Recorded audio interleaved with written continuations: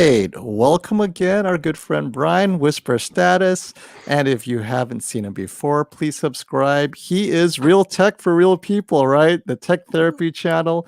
If Thanks you for have having me. anytime. So today, we're going to talk TVs as always, but I want to focus on a couple of developments that's happened this week. So a little context for all of you real quick, if you haven't been caught up on what's happened in the world of TVs and OLEDs. So last week, or maybe the week before, was a love fest for the Sony A90J, right? Everyone loved it. The calibrators loved it. Earlier reviewers like, oh, wow, 1300 nits. And so a lot of our viewers were saying, wait a minute, that's a little expensive. We're going to hold off for the LG G1, right? And so people got excited, and then they released the pricing. There's still a leak. It's not official, but the LG G1 leaked pricing was quite impressive. Let me see if I can put that up real quick so you guys can see what we're talking about here. And there we go.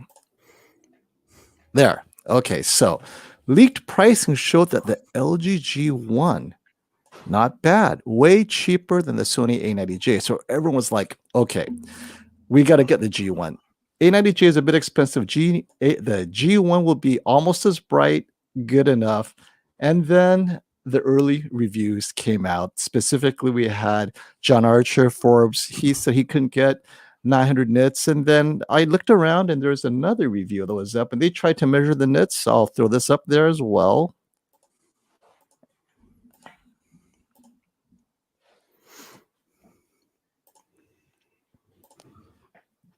And this is the review.com. They tried to measure peak brightness. They got under 800 nits. So that's the context.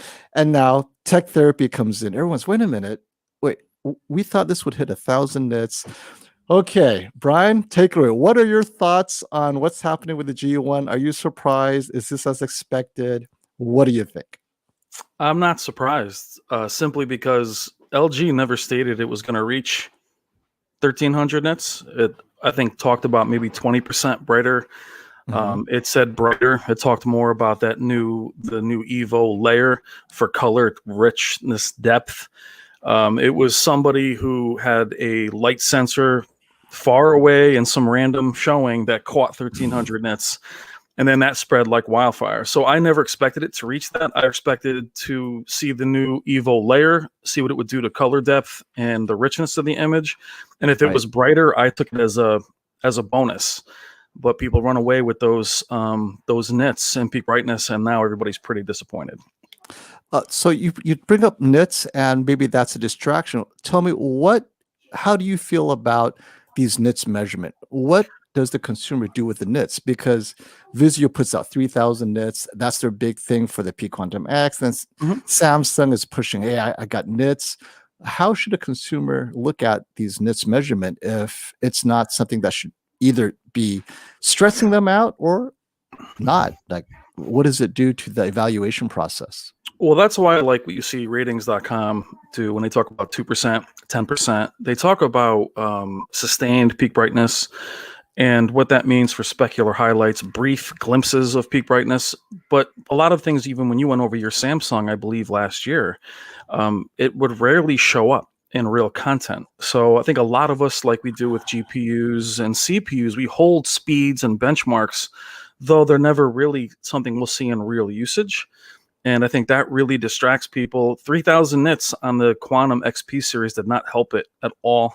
A lot of TVs that got it just because the algorithm, so I really wanted a little bit of an improvement over this already excellent CX, but the A90J is a good deal brighter. But again, that's in picture modes. It's in specific moments.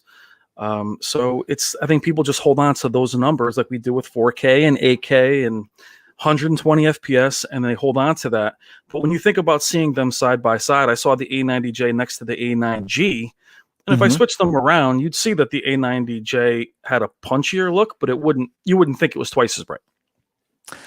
And so let's talk about the G1 expectations. A lot of people are saying here in the comments that, well, they don't mean brighter. It meant maybe 20% more efficient.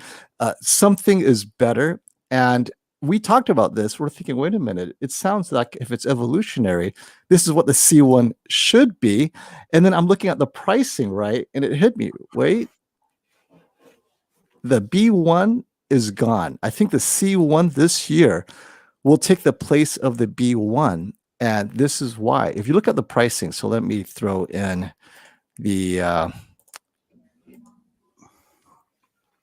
leak real quick. Here we go. No, they're still releasing the A lineup, though, aren't they? Right, they are. And look at how close the A1 is to the C1. Yeah. Where do you put the B? Right? Yeah, and exactly. The G1 is discounted so much, right? So you have the G1. Let's just take the 55-inch, right? So the G1 is 2,000. The C1 is 1,600. And then the A1's 1,400. Where does the B series go? Yeah, well, they're not going to do a B series, I don't believe, this year. But last year's B series right now is only a few $100s less than the CX. Exactly. So they really have crowded it. But I do feel there's a strategy to that, to where the consumer is squarely looking at a high-end name and aggressive pricing, and they're just running with that. So I think even with the C1 being next to the A90J at 83 inches, they're looking at the half the price. And they're looking to sell. They're looking to sell TVs. They're not looking to be the fastest or greatest. At least that's in my opinion. That's what I think so too. And I think they realize, like you're saying, it's crowding. There's no room for the B series, and I think that's why the G is getting a lot of these subtle improvements. They're just going to treat the C like the B, and they discount accordingly. So real quick, the numbers given by Sony QLED is, yes, it is 48 gigabits per second, but that's the theoretical bandwidth. Robert is going to test that to make sure that we actually get that out of the 2.1 ports. So we'll see. But in theory, it's supposed to be 48 gigabits per second is what I've heard. Yeah, but I mean, I think I sent you a message. Even if you watched hdtvtest today, had spoke about Dolby Vision gaming, and that the Sony may not be able to do Dolby Vision gaming with 120 FPS enabled. So there goes that 48 gigabytes per second. If it's not within its system, that limitation, as we talked about, may not mean as much as you think, and having it may not mean as much as you think. So I'll have to see how he, fleshes that out with his next video. But he was talking about they can't do them at the same time as of now. And that's what it appears to be on the settings as well. And I did reach out to Robert Zone at Valley Electronics to ask his engineers, because I know last year the explanation was, it's because it's player-led Dolby Vision, meaning that there's no onboard chip. You need an onboard chip to do it. So this year they specifically said they have an onboard chip. It's TV-led, and they still can't do it. It definitely appears to be a limitation of that system on a chip. And this is my opinion. Maybe it isn't, but I think having MediaTek as their third-party chip supplier is causing a bit of difficulty for implementation of technologies that Sony has never done before. I mean, this is 4K 120 and Dolby Vision and VRR. I mean, literally first generation with a third-party company. So they have to understand what those guys are doing and then integrate it within the context of their XR processor. So not to defend Sony or being an apologist, but that's the reality of it. Whereas LG and Samsung, they build their entire stack, the ground up, system on the chip, all that stuff. Oh, but here's something I found out. The reason why the Samsung 8K TV cannot do some of that gaming stuff, it's using a MediaTek chip last year. Fantastic. That'll be the TV that I show Monday. The Q900J. That's exactly the issue, right? So I think MediaTek has to work out the kinks with their various TV makers. So well, and you touched on something with, and this is going to fall under the mini LEDs you're seeing from Samsung. And people in my community, I ask them if they have TVs. I want them to tell me versus me telling them a lot of the time. And I have several people that have the Q90A. And the local dimming, the blooming has been much improved with the latest update. And I know you and I talked about this, and I think your friend from Forbes, John, had mentioned it's very hard to review a TV these days, as it's not in its final form until the next year. So right now, the LG CX is done. It's a full year after its launch. So you're going to see that. And I think this comment by John Saunders goes to what you just said. Does it take a firmware update to fix what he's seeing? He's having problems in 4K 120 HDR, banding, gradients, right? So I'm assuming, John, that maybe in 4K 60, you don't have that problem. It's in 4K 120. So adding that additional high frame rate or high refresh rate is causing an issue with not just Sony, but I'm sure anyone who's doing this for the first implementation, whether Sony, whoever, Panasonic, they're going to be implementing 4K 120 gaming for the first time this year too. So it'll be interesting to see how Panasonic does with their OLED gaming features. Well, and as we've talked about this with other components, and for John, that's a great question. You might find some of the remedies within the console itself. So turn on and off some of the settings, whether it's VR, well, it doesn't have VRR. I shouldn't say the Sony A90J doesn't have that. But some of the extra features that the Xbox or PS4 had engaged, you may want to disengage them. Whether it's full RGB or some of those settings can cause problems. So I would try to troubleshoot from the console itself, depending on what console you're using. Absolutely. Oh, wait, someone's calling me out here. Here we go. So Justin is calling me out for my falsehood that the PS5 versus Xbox. I said the Xbox Series X looked better, and I guess Digital Foundry says PS5 is better. Now, you guys remember, when I pulled this out, it was literally in the first few weeks of its release. A lot has changed since then. I could be wrong. I would need to update it. And what are your thoughts on these comparisons? Well, I mean, it's like we said with the TVs, and that's a great comment. But you know, Digital Foundry does that many videos because they update their games weekly. So you may have seen what you saw when you first got it. It may have been patched, which is the challenge that we're having with these PS5, PS4 not exclusives. We're waiting for patches on games. And that's what many of you are struggling with. So Dirt 5 may have looked totally different when you saw it initially, and it's probably been patched several times since then. It's going to be patched for the Samsung as well. And that's another thing, is if you have a Samsung trying to do 4K 120 on the PS5, you can't. And they're working on a patch specific to the Samsung TVs with the PS5.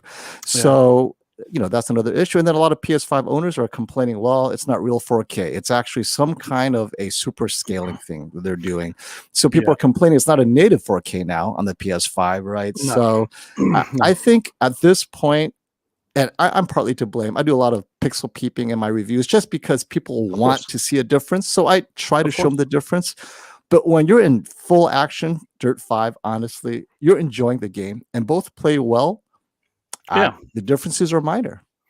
They are, but you know, we touched on this. You just said this with the consoles. You're talking about new consoles, new HDMI 2.1, new technology from the developers, new technology from the panel makers, plus what we had last year. And I know a lot of us are expecting 4K 120. We're expecting variable refresh rate, G-Sync, FreeSync. These are all newly implemented TVs within the last 2 years, starting with the C9 and some of the Samsungs.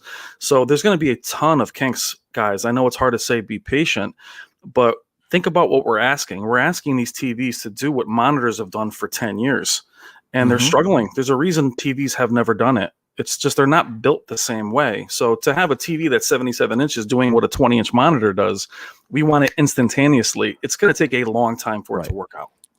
Exactly. And the A90J, based on what Robert Zone was told, he's a retailer of electronics. Sony told him specifically that it does not have the Evo panel. So that's from Robert, right? That's what you got as well? Yes. Yeah. And the Q90A is another disappointment. I'm assuming they're talking about the mini LED Q90A.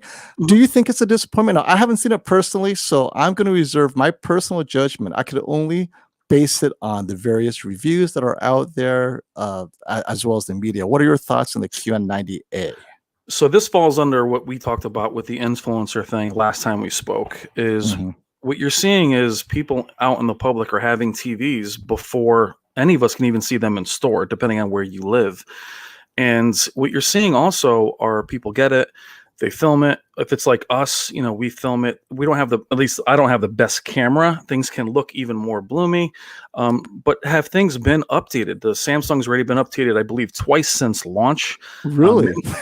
Yeah. But we talk about, but one of my guys I don't have his name right now, but with mini LEDs, as we saw with the TCL 8 series, that TV from launch to right now is a completely different panel in regards to its local dimming. So is it a disappointment? I think it is out of the box, but I already stated, or we at least talked about it, I fully believe Samsung's resources are onto 8K now, and 4K is an afterthought for them, but they'll be updating it. My point is, don't expect the Q90 to reach the Q9FN heights. That is interesting because Q9FN is what, almost 3 years old now? Yep. And you feel that the Q9FN is probably the peak of their performance and everything else is just kind of circling that performance, or it was just a different. Sony at the time really wanted to combat LG. At that year, they had the 940E, the 900E, the 930E. They had the Z9D. Shortly after that, they began just disconnecting local dimming and loading screens. Black level wasn't the focus. Shadow detail was the focus. And Right. I feel like Samsung, again, they've, instead of focusing on black level, they started graying blacks out. And the Q9FN and the Q8FN were very good in terms of black level. Right. They reminded me of the Z9D. So I feel like LEDs have been taking a step back, which is why we're so excited for mini LED. Yeah, it's true. And now people are disappointed. Quick question from ordinary filmmaker. Which 4K LG TV should I get for watching content and some gaming? Darkroom, LG C10. That's normally my fallback. What are your thoughts? Yeah, I mean, as far as your usage, I mean, LG is the best for gaming, not because the others aren't good at gaming. They just have the most options, and they've been doing it the longest since the C9. So they're 3 years in, where a lot of other companies, you had mentioned Sony and Panasonic, are trying to implement those for the first time. The 900H struggled with 4K 120. They had blurring. They had some issues. So yes, the LG is the best choice for, you're saying some gaming. So if you're saying some gaming, anything would fit your needs in regards to modern displays. Yeah. And with OLED, keep in mind that it doesn't get super bright in a bright room, right? So if you have a dim room, OLED's great, even moderately dim, but in a super bright room, you should reconsider because the deep blacks in a bright room, you're not going to notice it as well. Well, I will tell you that. Go ahead. I'm sorry. Oh, no, go ahead. I was saying that you guys are seeing me in my attic. This is actually my bedroom. My home theater was flooded. But I will tell you, having the Samsung Q900R, which I have here, which is 8K, and having the LG CX behind me, even in a room this bright, the LG CX is enormously more vibrant. It's noticeably more vibrant. So even in a bright room, it's just more about your reflections more than the actual light in the room, as far as I'm concerned. Agreed. And so here's an interesting comment. I'm going to reach out to Robert and have him confirm that, because I remember in our interview, Robert was saying no, but maybe that's changed. And it wouldn't surprise me if it is the Evo panel, by the way, because Panasonic says they have the Evo panel, right? So we'll double check. And it's not a big deal because I think just Robert's calibration, he just felt that the Sony just so much better this year.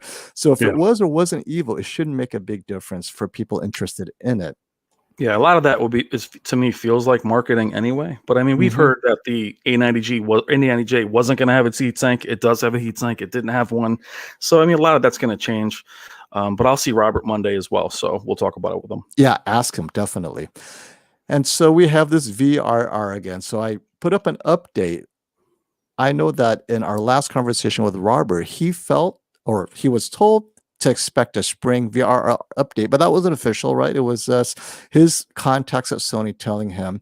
And so the general expectation is spring VRR update. And then Sony put out their recent promo video last week, March 12th.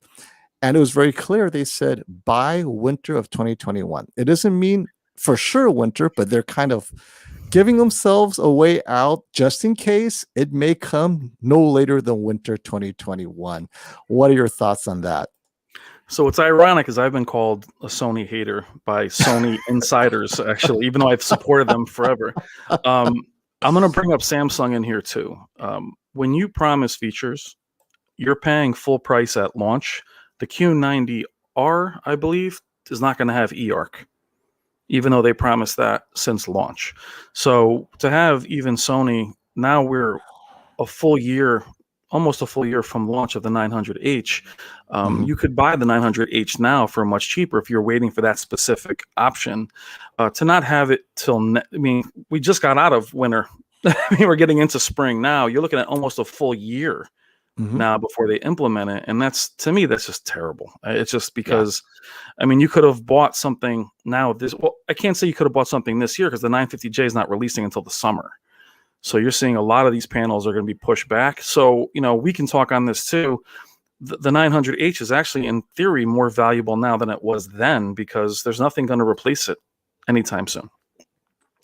Yeah.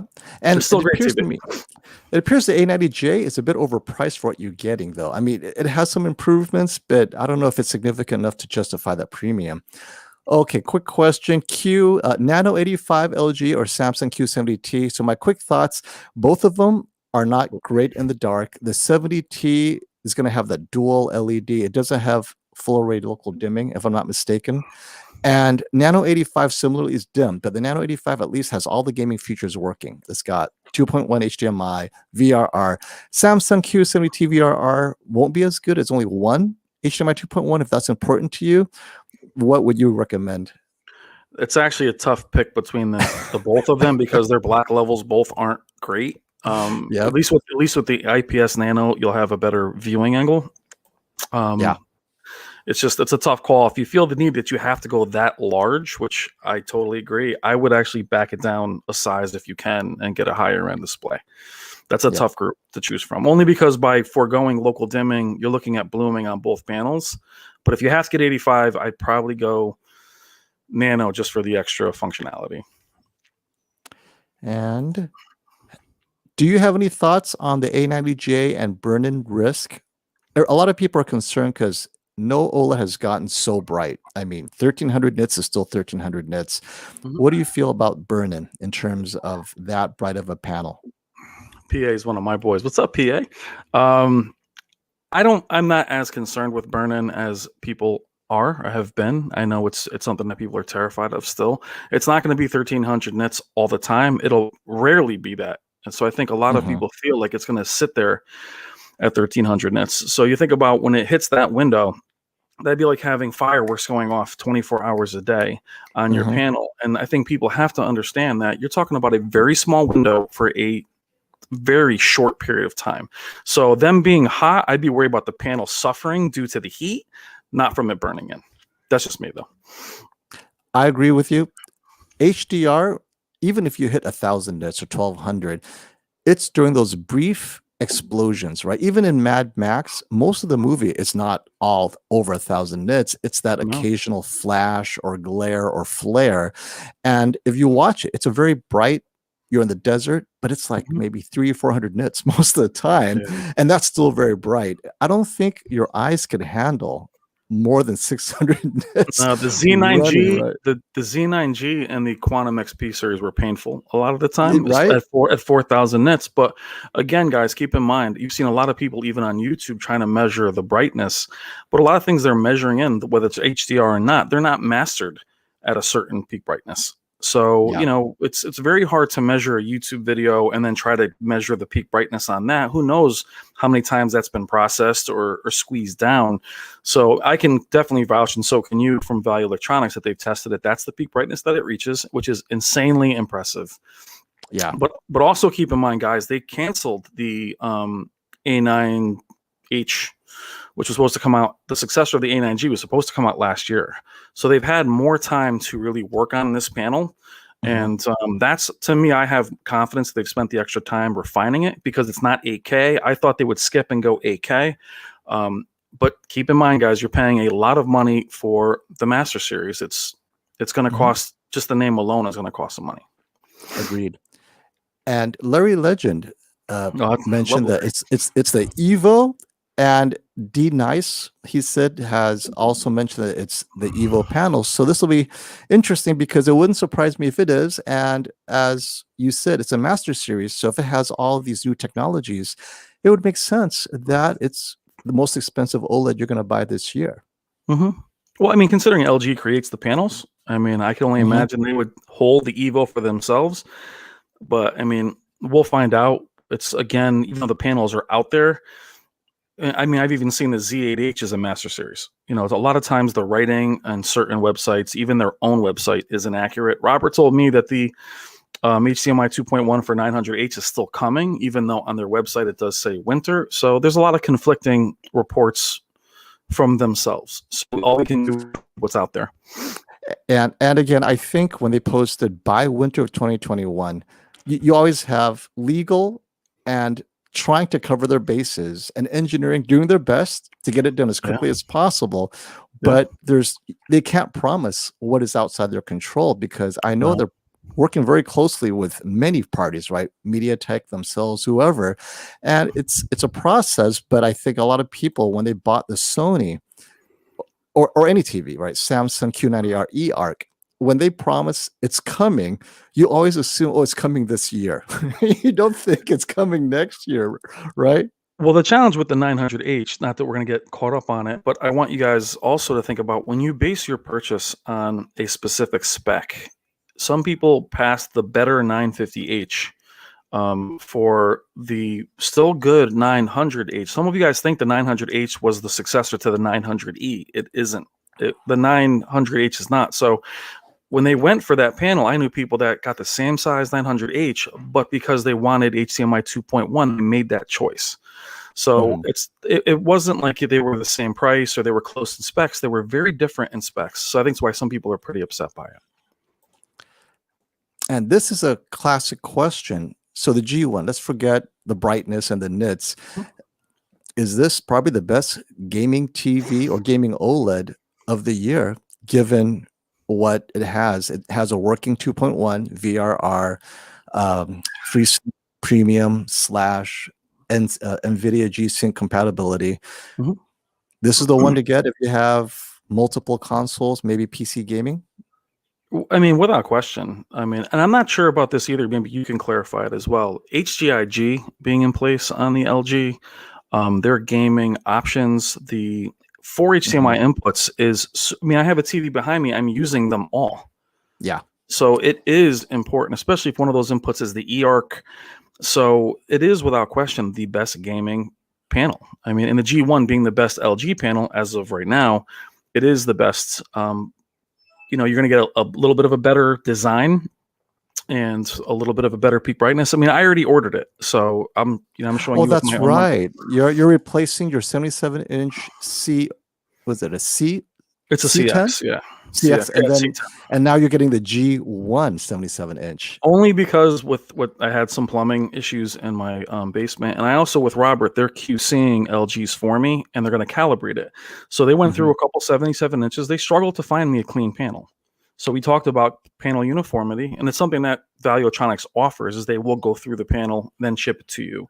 So they're doing that for me, and with the time it was going to take, I mean, the new panels are here. So I'm not going to have my room ready anyway. So I'm patient. I'll wait. But I'm not expecting a huge difference. But the price point is it's basically what I paid for the CX. So, you know. I saw the pricing, right? You look at the pricing here.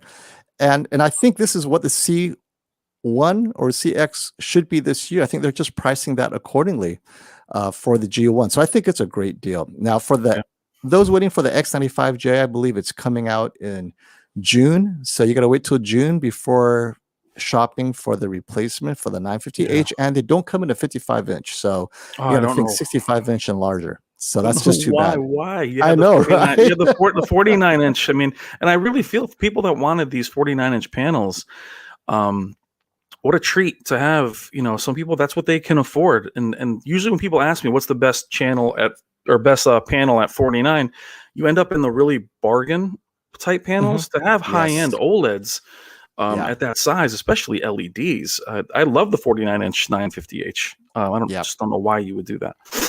Quick comment on the X900H.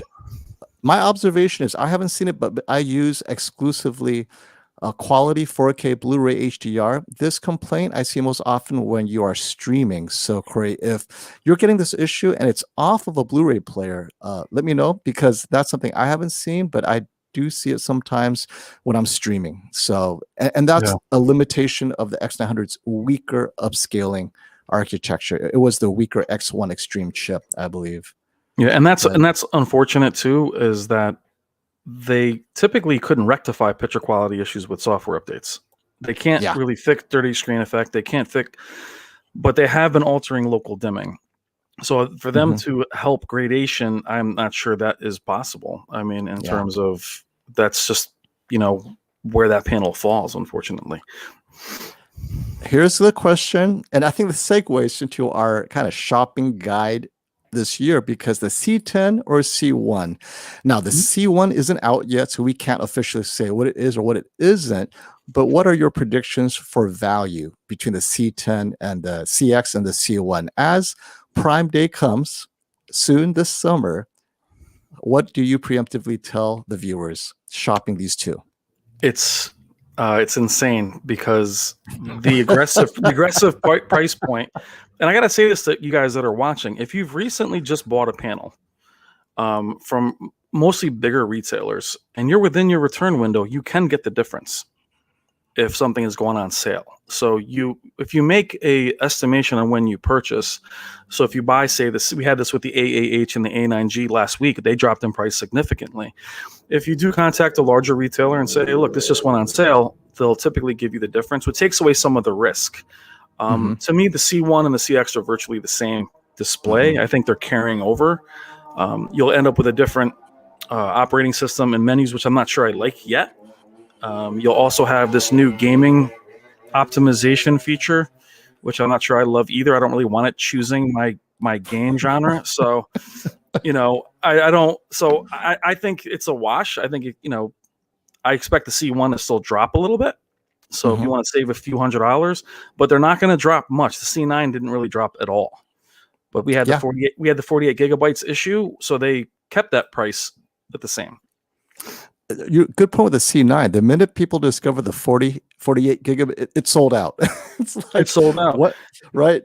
People and they made the right decision. It was a brighter panel too. Yeah. Well, the C8's brighter than both of them, so it doesn't. So we were just getting to where is brighter better. I think that being less bright was on purpose. The A9J wasn't as bright as the A8H, and it's still considered a better image. But I will say this about Sony versus LG. Sony's inventory tends to last. Up until recently, you could still buy a 900F. LG does not. So the CXs are done. So they will sell out soon. The C9s disappeared. The C8s disappeared. Sony's hang out, and the A9J was still being built because it carried over. So if you're on the fence about a CX, they are going to go missing soon. And I could not agree with you more on that, because once people discover that the C1 and the CX only difference, WebOS 6, which is not a reason to pay an extra $400 ever. They're going to buy up the C10, right? The CX, because I know Costco will be just aggressively getting rid of it. That's just what they do. And the retailers will follow suit. And the C1's already priced low, lower than last year. And so the CX will end up being a great deal. Well, I was going to say, you may just barely get it by Prime Day. So just keep that in mind. Well, don't wait too long. And the hard thing for us, as this is a really hard time to buy, because you should be patient and kind of hang back. But with the allocations, like we saw with the A90J, perfect example, at Value Electronics, they could not get an A90J in the store from New York, but they could ship it to Texas. Yep. So even though they don't ship from their store all the time, meaning that the guy that has the TV and you did the video with him can't get it, but some guy in Texas has it. Yeah. So meaning that the allocations, even though we're saying the 950J is coming out at this time, that does not mean it will be in Best Buy. I mean, I still haven't seen the mini LEDs in Best Buy yet. Yeah. So, and people have them. So it's going to be hard to say. I can't tell you where it's going to be because I don't know. Agreed. I think the Nano 90 at $2,500, 86-inch. You're buying the 86-inch. Don't look at the Nano 90. I think it's a little dim, but if you're in a dark room, you have lifted blacks. I'm not a fan of the Nano Cell series. What about you? No, I mean Nano. I really struggle with because the marketing was off the charts. They sounded like it was going to be the next. What we always hear is OLED blacks with LEDs. They just really struggled. The only Nano I've seen is the 8K that I saw at Value Electronics. Is the only one, but it's still relatively expensive. But anything under that, the 9 is the best of the bunch. It's just there's better options out there for contrast ratio, especially. And I think this goes to what you always talk about on your channel. How important is HDMI 2.1 for the occasional console gamer? I don't think it's very important, but some people get upset when they hear that. Yeah, I mean, PS5 especially, and Sony panels have talked about having their own VRR built in. If they don't have a name for it, apparently the Sony goes into it automatically if you have a Sony. I don't think it's important. I think 4K at 60 will blow your mind, Daniel. I think we're getting greedy. We haven't even had 4K 30, guys. And a lot of us want to jump to 4K 120. And worrying about screen tearing, these games on consoles, if you're talking about a console, Daniel, because you're saying casual gaming, these games have VSync built in. Where PC, you're controlling VSync, G-Sync, FreeSync. So I think the screen tearing marketing is making people think they're PC gamers, and you're purchasing PC gaming kind of features. So I would say enjoy 60. Just get a display with a fast pixel response, and you'll be fine. I think this will be a very common question moving forward because, number one, the G1 is so much less expensive than the A90J. But then I think there's a bit of misunderstanding that the G1 would have that much worse video quality. I think the differences are more subtle than people realize. The biggest difference is in HDR content, where your specular highlights are not clipped, not tone map, and you get that pop. But if you don't watch that content, I don't even know if you'll notice the difference, right? What are your thoughts on the real differences between the A90J and the G1? For me, the biggest difference, obviously, the A90J is going to have a bit of a brighter panel. Again, is it going to show up in movie mode or any mode outside of that vivid mode? Perhaps. All depends on also how the movie is, whether it's tone mapping and what nits it's filmed in. But I think you guys, a lot of us it's really what you like. If you like Sony's natural, cooler image or LG's more saturated image. I personally like the saturation of LG's panels, and I like the flexibility of their settings. Sony's settings are very basic, other than it's the same exact settings I've seen on Sony panels since 2016 or 17, other than the tone mapping that they offer now with the OLEDs. I like the flexibility of LG offers all these different picture settings, especially for SDR. So it's and I think one thing that Robert and John Reformato mentioned that's important to understand is that, hey, what is the ABL like? Well, there is no ABL. So if you watch a lot of sports where there is ABL, it's going to be lost in other OLEDs where you have ABL, but you don't watch sports. You don't realize that you're paying a little extra for this larger power supply unit that's on the A90J. So I think that may end up being a critical difference maker for people who love watching hockey. It may be the only OLED with zero noticeable ABL. Now, not to say the G1 has ABL. We'll ask Robert about that, but definitely the A90J does not. So that's pretty impressive. And to me, that might be worth money alone. So I mean, it's just a lot more money.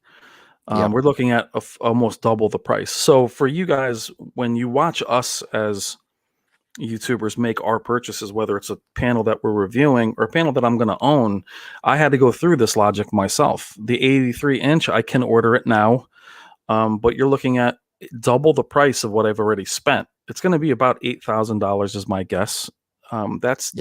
So my point is, it's not ever going to be double. It's just not going to be that much better. And I think it's going to be the best panel this year by a wide margin. So don't think I don't like it, but you have to put value and usage at the top. And value, it's just not going to be. It's just going to be expensive.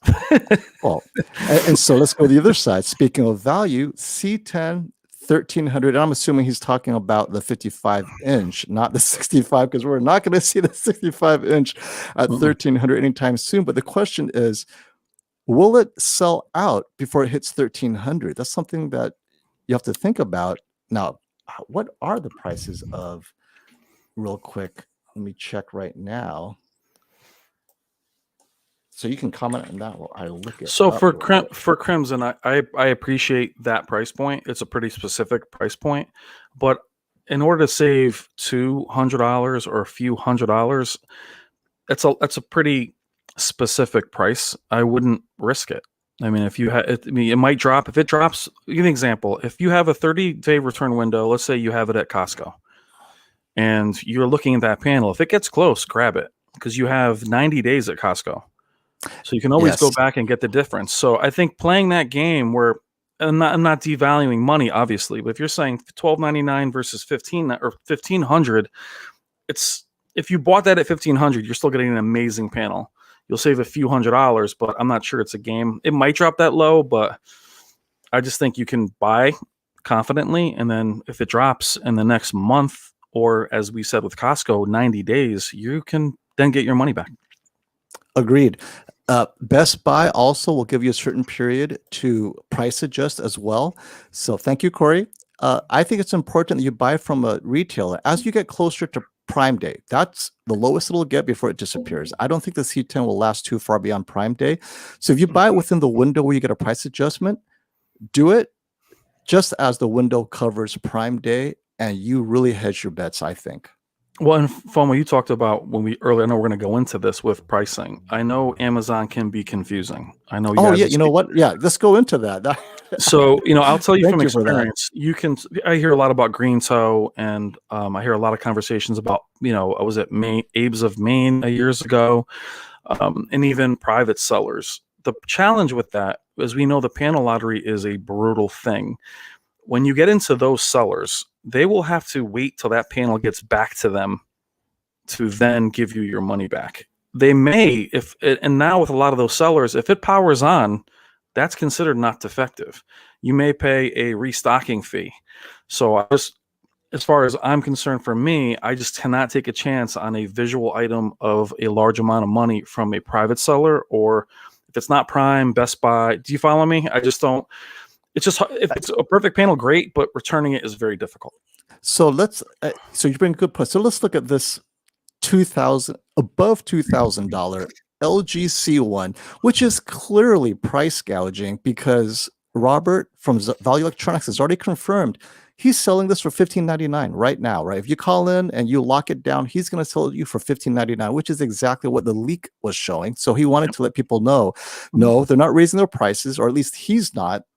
However, this vendor, and it looks like it's official if you don't know Amazon, right? You see it says, visit the LG store. It sounds like this is some kind of official pricing, but the reality is you have vendors on Amazon who can price it however they want. Now, some people explain to me that maybe by the time they ship it, they'll readjust the price and they'll credit you the difference. My fear is, what if they don't? I mean, there's no promise here that they're going to reduce the prices later. What are your experiences with how Amazon's pricing this? Is this something that they'll adjust later? No, I mean, I've seen where if it's officially Amazon, they'll actually refund you on your Prime account. You have to, I think, have to have a Prime account for that. It could be something as simple as a movie. I've had movies drop and they'll give me the money. That's not a Prime. I mean, it'll say Prime underneath, but you have to see it saying Prime, ships from Amazon, sold by Amazon. To really fall into that. So when you look at a lot of these prices, because you're seeing Prime on the page that you're looking at, you think that's from Amazon. A lot of them aren't. So you should see and the best way to check that is to cross-check pricing. They all have to follow the same amount of pricing. They can't be flexible. So even Value Electronics, being a small mom and pop's place, they do adhere to the pricing. So even if they could raise it the way they want, they don't. They have to be right in line with the others. So if you see a price that's a little bit fishy, continue to cross-check it with Best Buy or whatever region you're in. You'll see it. They have to be within $50 or something. Yeah, and I think what we're going to see as the common refrain is the OLEDs are so similar now year to year. At C10 or C9, C10, now C1, all three are so similar. If they were still selling the C9, which would you get? You get the C9, right? I actually wouldn't. Oh, you wouldn't? Tell me. I would not. No. The C9, then I'm going to get absolutely annihilated for this. No, this is why we're here. when it came to the black level, the raised blacks in Dolby Vision with the C9, I know they've recently confirmed they're going to continue to work on updates for the CX. I am not sure they're doing that for the C9. I did a video last year where they actually ceased Okay. those updates. So the C9 was still having raised blacks up until recently. You can tell me, guys, in the comments. I've heard people say they don't have raised blacks, but then they don't watch Dolby Vision. So the only challenge with going back a few years is that panel is not being supported. They are not going to continue. So the C1 will not be supported much past where we're going. So just keep in mind, if you were to go back, that's the TV. It is what it is. They're not going to update it. So I personally like the CX. I wouldn't go back to the C9. And the 48 gigabytes thing does not bother me, even as a hardcore gamer with PC. So, especially if you're only doing 4K 120, it's not a big deal. Lazy Gamer has a good question. Now, unfortunately, we don't get Panasonics in the US, so I can only answer based on the specs that I understand. But Panasonic, for the first time in their OLEDs, will have gaming features, but that's still up to confirmation exactly. Is it VRR or FreeSync Premium or Premium Pro?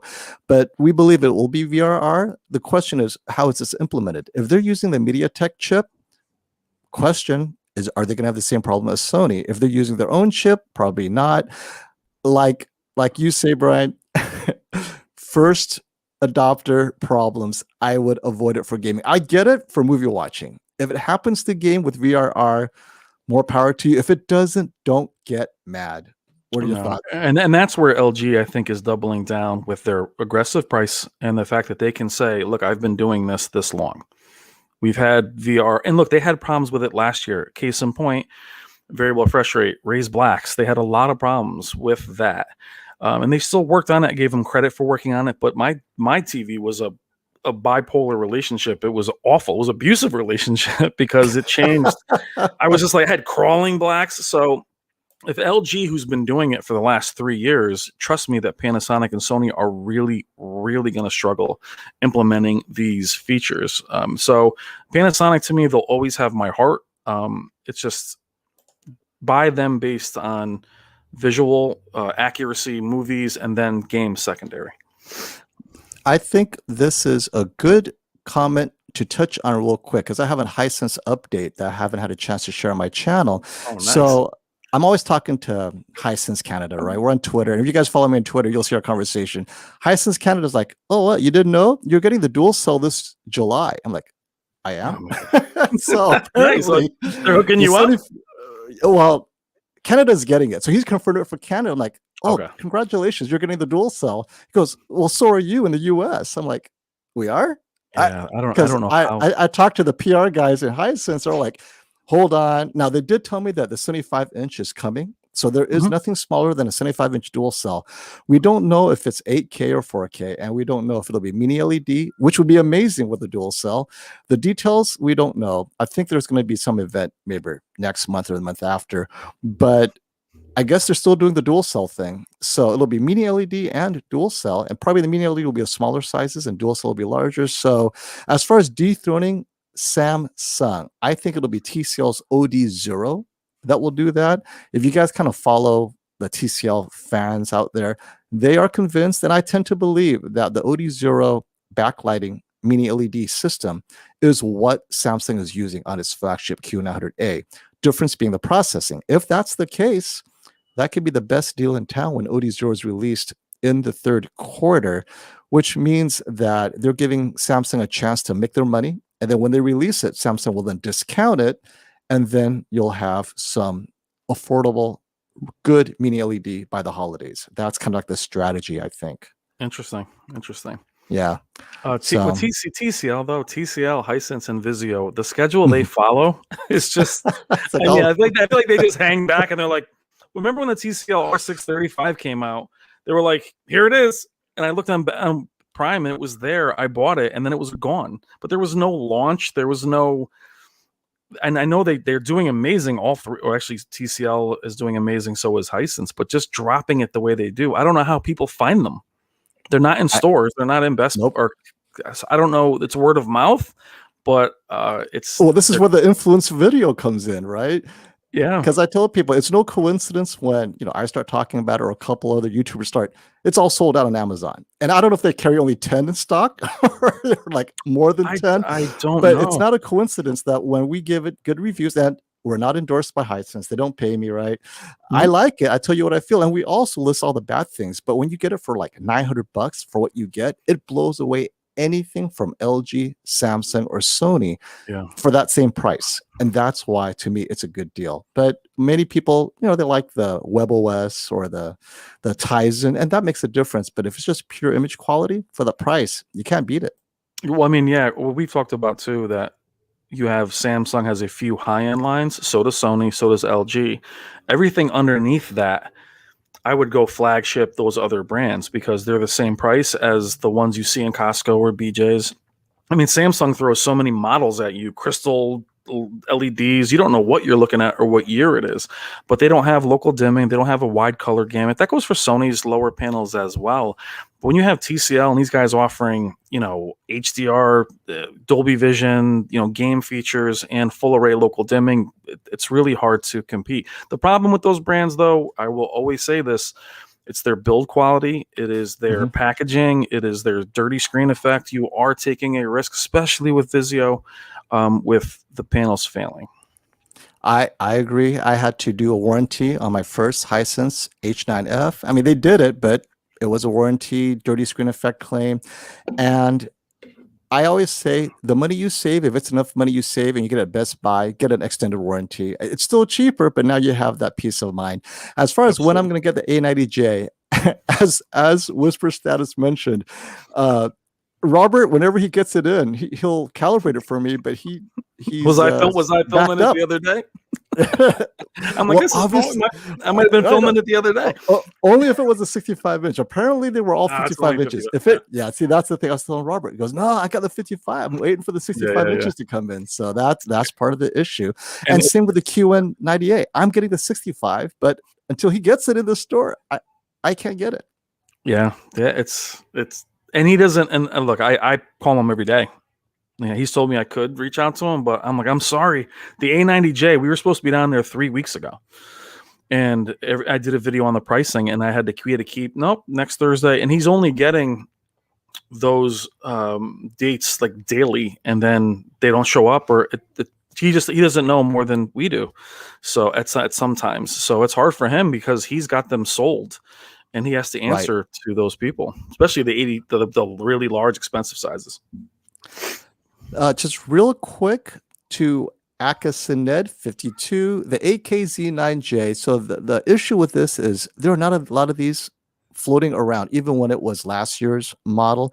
They're super expensive. They're super large. No one reviews them unless you actually go to get it to the actual location to review it, because it's so hard to receive such a large panel, because these things don't come in a smaller panel.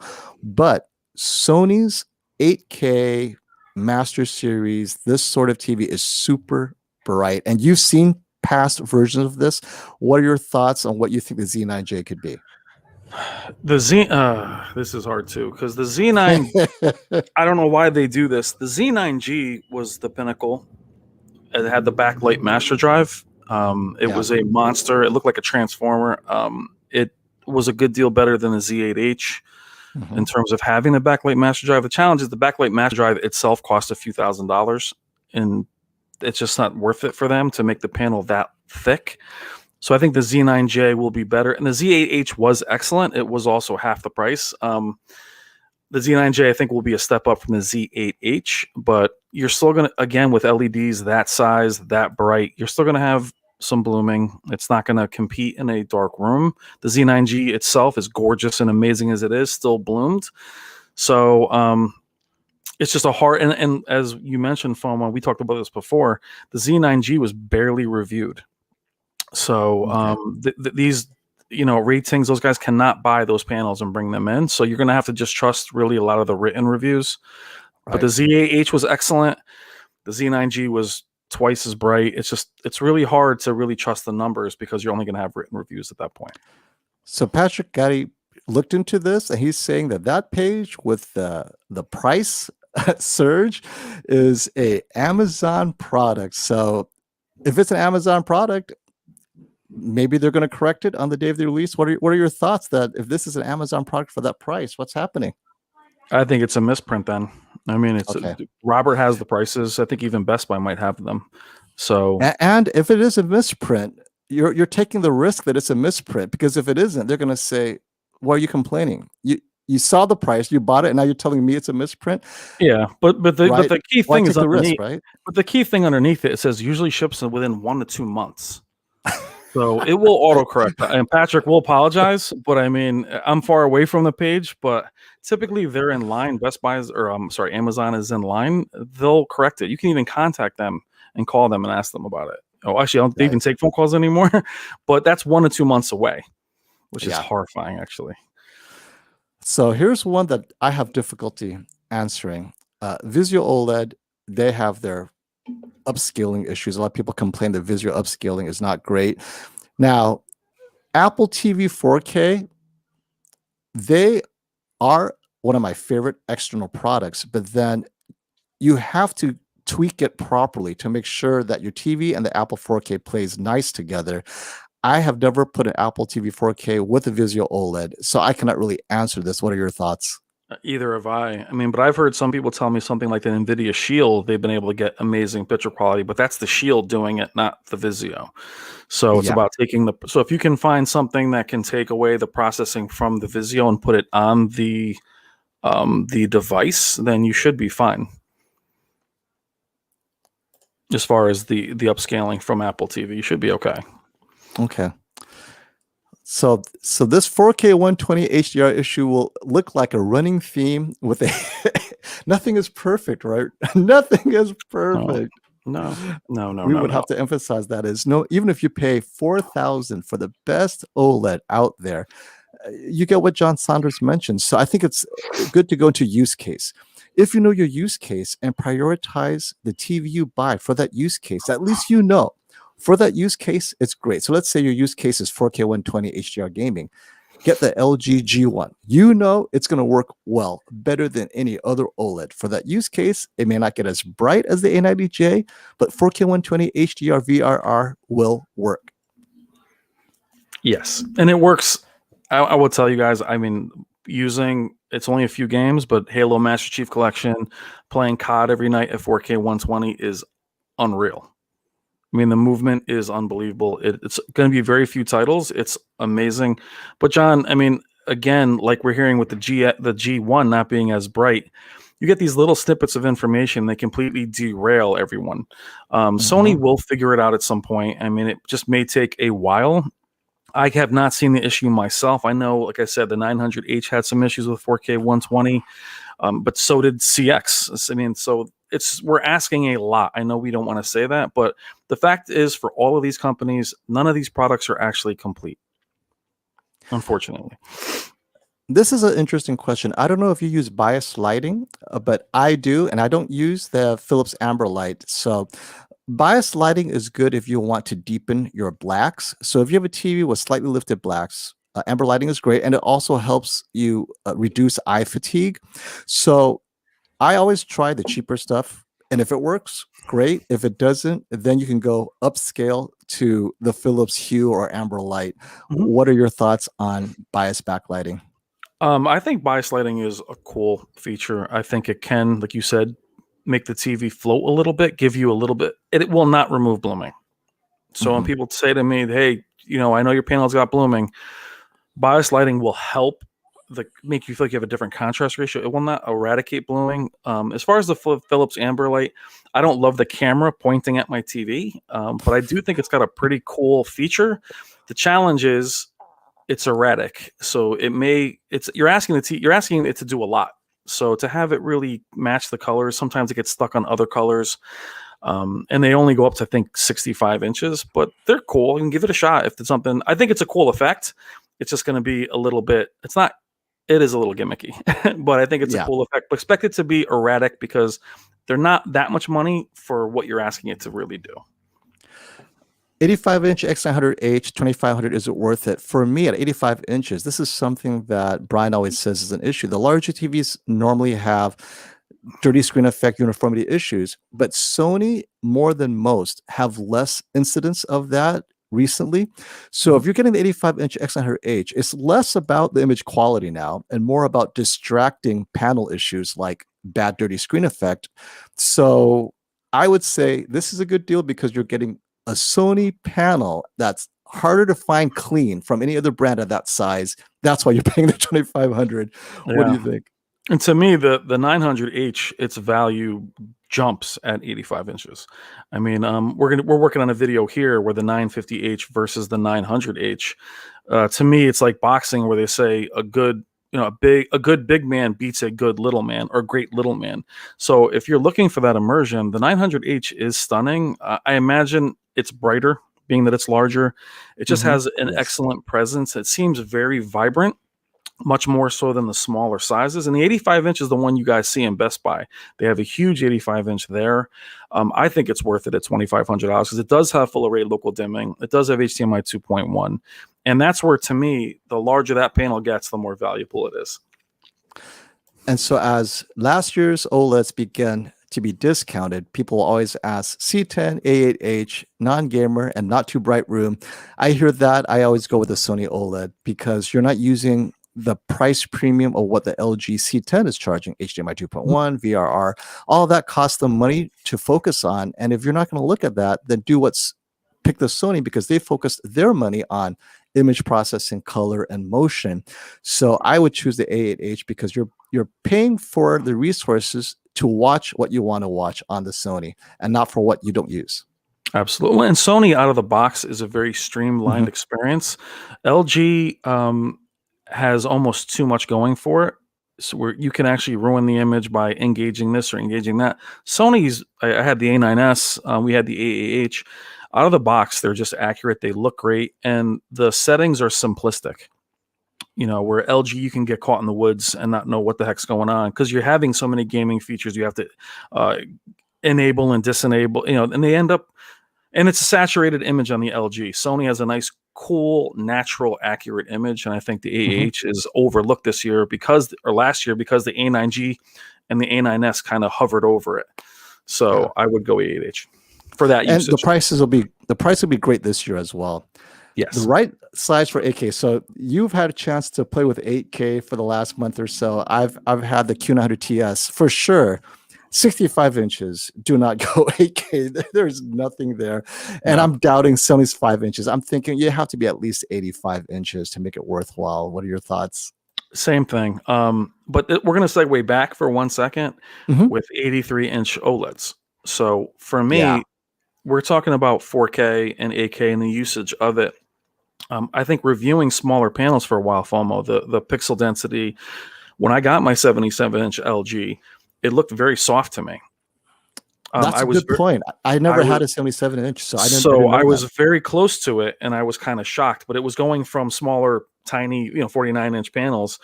So those of you buying 83-inch 4K displays, be farther away. Like I game 5 to 6 feet from 77 inches. It just has it's a softer image. So then that takes us to this question. Would the answer be how far are you sitting away? 83-inch or 77-inch?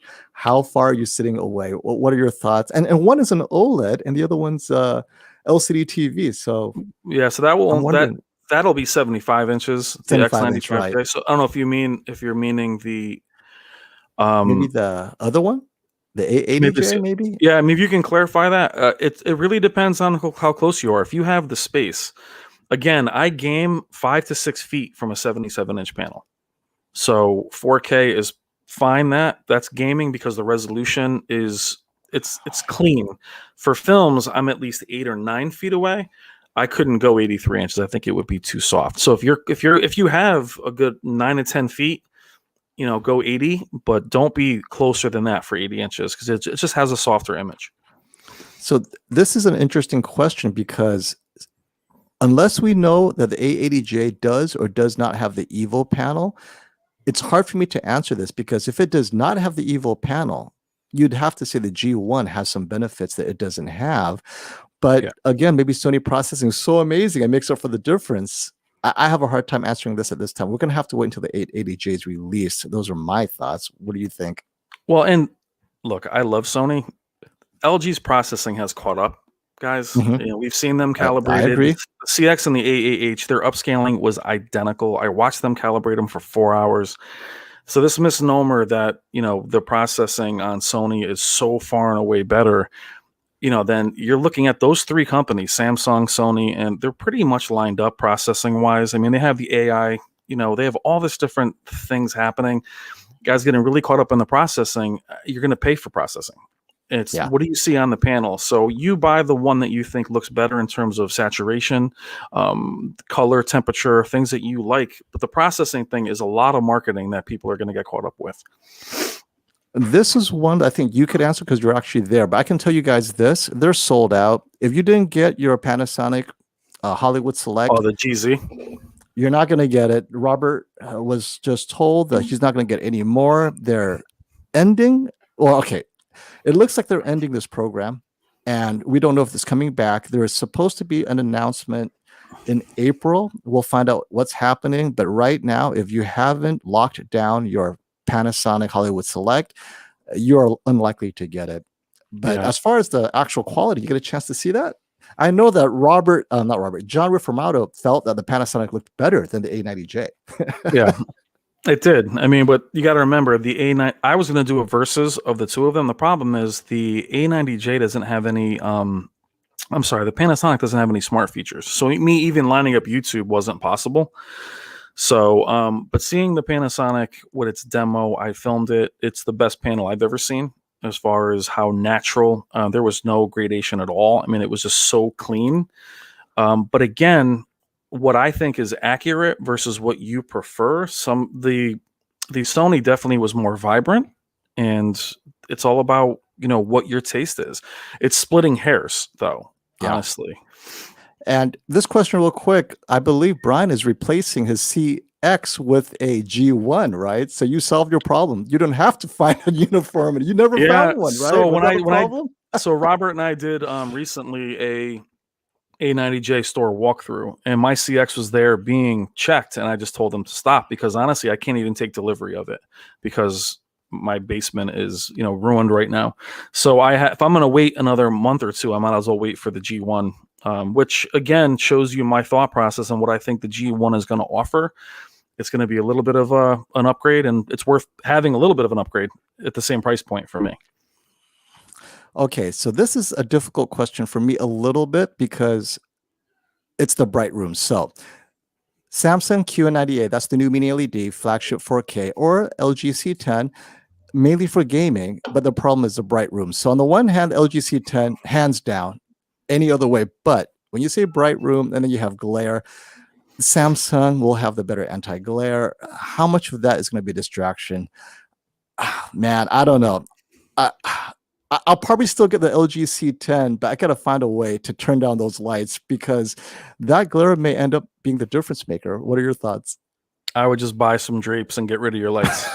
That's what I'm thinking. I mean, again, having the Q900R downstairs in the same environment, even as bright as it is, it's bright but washed out in many ways. So I would still, unless you were constantly in a bright room, it's just that, and it's that black level. If that Q90A is struggling with that much blooming, I just can't give up the black level at this point. Yeah, I agree with you. PDG90, thank you for your gift. And burn in, but love OLED or always wanted OLED and gaming. So I have to agree with what Brian has said. The G1, that is the OLED choice for gaming. And it is the best OLED for gaming this year, without a doubt. But burn in. They missed your comment on burn in. You don't think it's a problem, but we didn't talk about gaming. Is it a problem for gaming? I mean, it still can happen. You have to really, first of all, if your panel burns in immediately, it's defective, send it back. LG will typically honor one panel exchange. And I had a guy who recently, his C9 did burn in. Contact LG and then escalate it if you can. They will typically even replace the C9 once. If it happens. But I have a few OLEDs here. I follow several OLEDs in my own community where I live. None of them have burn-in. As far as gaming, John, what I recommend is create a playlist of sorts of your favorite demos in YouTube.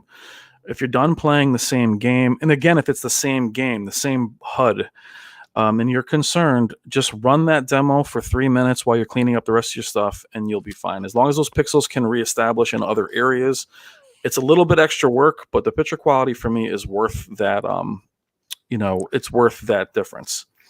So just FYI for you guys, we're going to close out this chat probably in the next 5 minutes. I do want Brian to spend time with his family. I know. I was like, wait a minute, it's already 4:10. So this is an interesting question. I know we talked about this before. LG Z1 is the 8K or the A90J, and I don't understand how the Z1 could be so expensive because the A90J, bright, awesome, and if you're far enough away, 83 inches, I could not justify paying more for the Z1 just to get 8K. If you're getting 83-inch TV OLED and you're considering the Z1, I would take the A90J before the Z1. What are your thoughts on that? So the Z1 is actually down to the affordable 15,000 now. Only two A90Js. It's only two A90Js, but picture quality wise, Robert and I had them compared, and the Z1 still looks incredible. Okay, okay, you've seen them both. Why don't you share your thoughts? Because I mean, the A90J, I can't even comment. Yeah, but we were looking at an 80. What was the one we had down there? 80, the 85 inches or 80. Well, I don't know what side they had. They had the largest size available on, and it was compared to a 55-inch A90J. So size wise, but they do think that the Z1 it does push brighter than probably even the G1. There's no reason it does, but they just think the technology and the way it processes is pushing that panel harder. So, and it is 8K. If you were going to choose between, if they were the same price, I would go with the Z1. If they were the same price, but they're not.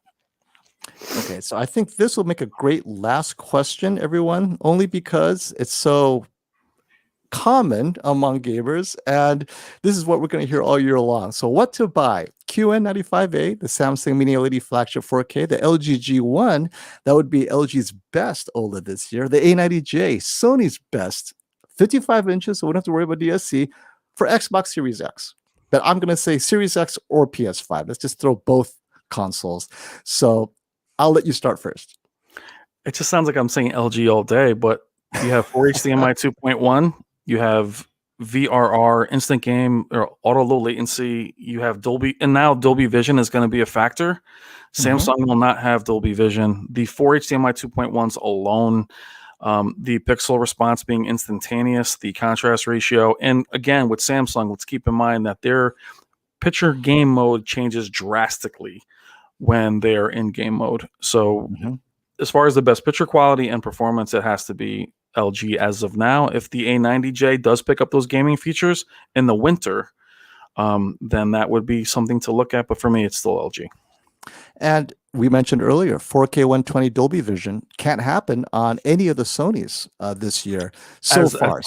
From what I've heard so far. From now, they might change it. It could be a firmware update away. But if you're talking out of the box, so this is something that everyone has to consider. If you're getting a TV on the hopes that they're going to add these VRR, you have no one to blame but yourself, only because now that it's a thing. We're talking about it. Everyone knows about it. You can't go in there with your eyes closed saying, no, I trust Sony, and then get mad later. So if we talk about out of the box, then you could only talk about either the Samsung or the LG, because out of the box, VRR works, and not the Sony. And of course, on the Series X, VRR, FreeSync Premium, that's important, right? Or Premium Pro. So among the non-Sonys, LG or Samsung, I got to go with the LG G1. It's going to be better motion, better HDR. Is going to be amazing. Gaming in HDR, you can't game in HDR really on the Samsung because they got to turn off a lot of that stuff to get VRR to work. I mean, even with FreeSync Premium Pro, it's still a step below their normal picture quality. The G1's normal picture quality is pretty close, right, to the game quality. Yeah, I mean they're literally pretty identical. I mean you don't lose much, which is key. Sony, though, I will say their game mode out of the box to me is far and away the best looking game mode. Sony just looks good. The one thing we haven't talked about, I do want to touch on before we go, is I do feel like this LG mini LED is going to blow people away. It's coming out of nowhere. It's very affordable. It's 8K. It's going to have all the gaming features. That's going to be for all you guys ready to purchase right now. I mean, I'll probably have one home. We'll definitely review it at Value Electronics, but I have a feeling it's going to slip in and it's going to be a contender. That's a great place to end, because we've been hammering I know. Next, because we've been hammering LG on its lack of love for the LCD TV, even though they sell it, even though they charge a premium, it's so obvious they put no money into making it better.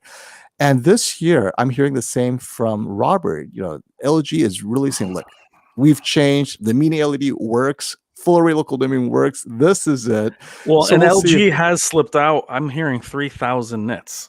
So I have heard that. So I don't know if that's going to be real, but I think it's still IPS, which I don't understand. But it's affordable. And they are going to release, unlike the 8K Nano, they are going to have an 86-inch. So now you're talking about. Yeah. No, I'm excited. I can't wait. I don't even know when it's coming out. So I'm sure. No soon. idea. How much information do we have? I'm like, I don't know. My guess is as good as yours. So, and Paolo, this one is for you. So if you already have an A9G, I don't think you should upgrade to GZ1000. Not because it's not better. It probably may be at least as good, if not better, but how much better? Right? No, and look, the A9G, I'm telling you guys, that TV, even in all these, with the ZX there, the Panasonic there, my eye still kind of goes back to the A9G. So for all of you guys that have that FOMO, missing out, stop the FOMO. Sit tight. The only way for a lot of you guys to really upgrade, if you need a larger TV, if you need a larger panel, or you really want even things like Dolby Vision, try to hold on. I mean, we're not here selling TVs. We're here just to get you to make the best choice. If you have an A9G, if you have an A8H, if you have a C9, even if you have a C8, any of the older Sonys, Samsungs, you guys, especially Samsung, sometimes you're going to go backwards. Well, you said the Q9FN. And that's my opinion. I think the Q9FN is as good as it got. But I have people that ask me, hey, I have a Q9FN. Should I get this one? And I'm like, no. Not, especially not. And we got to touch on this really quick. If you're going to if you're going from an LED to a OLED, guys, upgrading at the same size is dicey. These TVs are smaller every year. The A90J is so thin. So the lower profile minimalist look of an OLED is going to look smaller than this of an LED the same size.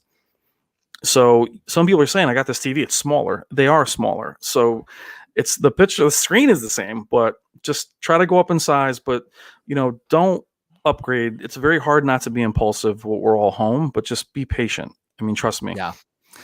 I completely agree. For me, the reason to upgrade is your TV doesn't have HDR. It doesn't know what HDR is. It doesn't have HDR10, or the HDR is so bad because it was a first or second year implementation. Today is a great time to try HDR. But if you got like the Samsung Q8FN or Q9FN, a lot of people are disappointed when they got to the Q90T. They're like, what happened, right? Yeah. Or where Sony changed their direction. So Sony was favoring black. So if you had a Z9D and then went to something new where you're like, whoa, what's all the blooming? Well, because they disengaged their local dimming in menus. And now they don't care about, they don't care, but they want shadow detail as their focus. But if you're allergic to blooming like I am now, coming from plasma to LED to OLEDs, it's very hard. But that's why we mentioned the 85-inch 900H. The size makes up for what it lacks. I would rather see you have a larger, more immersive panel than a smaller, amazing one. Okay. Well, I think that was a great final comment. Thank you so much, Brian. And all of you who have not checked out Whisper Status 74, I'm going to link it below. Have a great weekend, everyone. And thank you all for attending and viewing this live stream.